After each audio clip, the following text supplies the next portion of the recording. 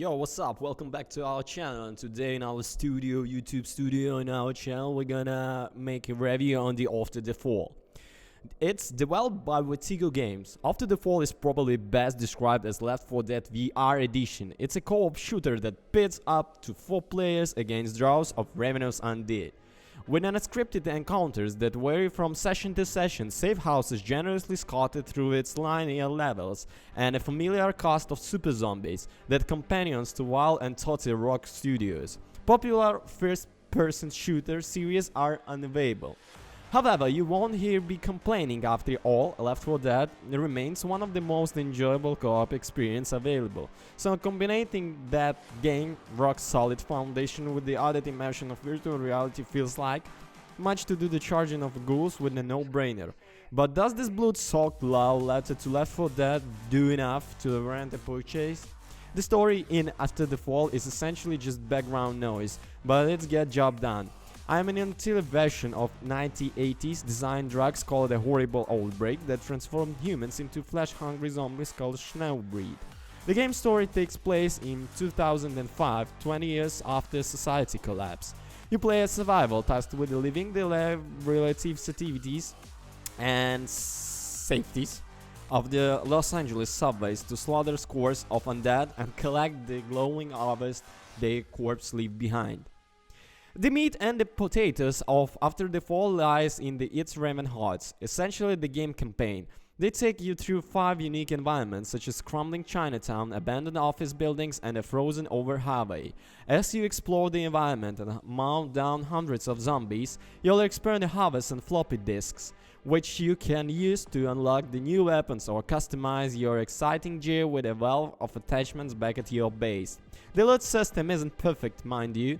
Even after putting over a dozen hours into my review build, I'm still bogged down with a plenty of duplicates. Still, the satisfaction that comes from building up your arsenal and bringing down the more ferocious ghouls more efficiently on successive runs for undoubtedly addicting gaming loop. In fairness, you are not playing the After the Fall for the deep lore and storytelling, but shot the kind of humanoid monsters in the face, it does it very well. You start the journey with a standard service weapon which already packed a punch. At launch there are 6 guns across the usual range of fireteams, 2 types of handguns, an Uzi, 2 rifles and a shotgun. The pickings are slim, but there's some great gameplay flexibility. You can carry 4 guns, 2 in a holster and 2 in each hand. The best thing about the system isn't that you quickly swap between guns or duel with different guns. The game doesn't require you let go on the fire you're holding if you want to grab anything, so you can grip a 2-handed rifle with technically holding a gun in the other hand, or store an item, like pick up a bomb, in one of 2 item slots. Just like the available weapon arsenal, level selection can also feel limited. Each of the 5 stages available at launch might take 30-40 minutes on the first attempt, but it can be finished much quicker if you are gunning a time bonus, which each stage takes place in different parts of Los Angeles, and visuals can look very similar. Everything is drenched in grey snow and the dark. Rooting remains of humanity. It doesn't matter if you are Chinatown, in a arcade quarantine center, or in an office building. The visual style and the atmosphere don't vary. In a game that is designed around reputation, some more visual variety would be great between the 5 stages.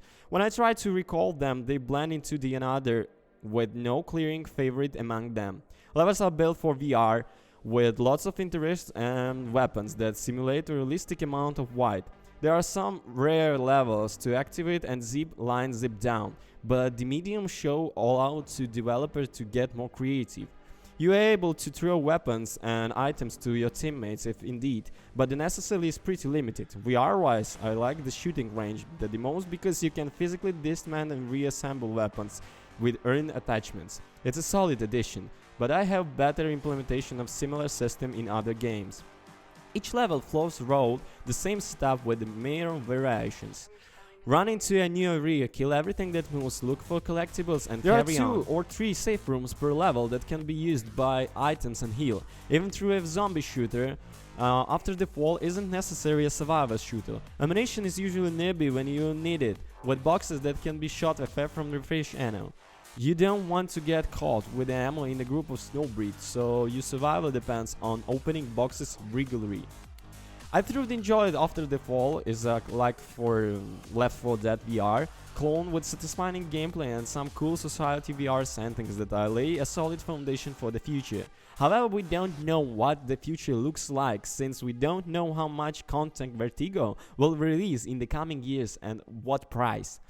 The included content is bare minimum and the game has a few issues to iron out before I can recommend it.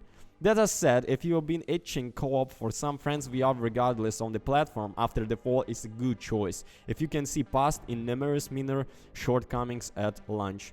Thank you for watching. Don't you guys forget to comment and subscribe. Also please the like button. Bye. Have a good one.